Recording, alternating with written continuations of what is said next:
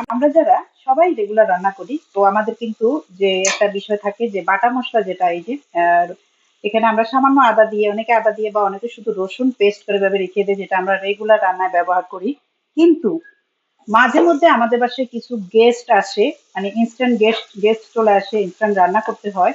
বা যারা চাকরিজীবী আমাদের মা বোনরা আছেন, তাদের জন্য একটা টিপস হলো, এই যে সব মসলা তো রেডি থাকে, বাট আদার আদার যে পেস্টটা থাকে ওটা আমরা ডিপে রেখে দিই, যখন মাংস রান্না করি তখন নামাই। তো তাদের জন্য ইনস্ট্যান্ট একটা হলো, এই যে আমি আমি যেটা রেখেছি, আমি এই যে আদা পাউডারটা আমি রেখে দিয়েছি। এখন আমি এই যে সব মশলা দিয়ে দিয়েছি, রসুন বাটাও দিয়ে আমি এখানে কষিয়ে নিয়েছি। এখন আমি এখানে দিয়ে দেবো আদা পাউডার।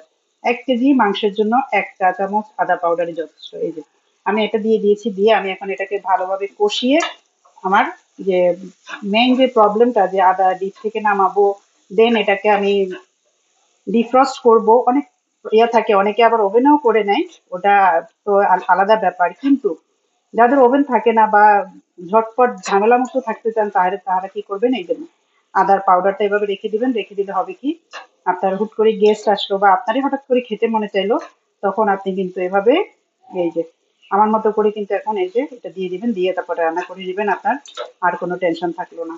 টিপসটি কেমন লাগলো অবশ্যই জানাবেন, ভালো লাগলে ভিডিওটি শেয়ার করে পাশে থাকবেন। ধন্যবাদ সবাইকে, আসসালামু আলাইকুম।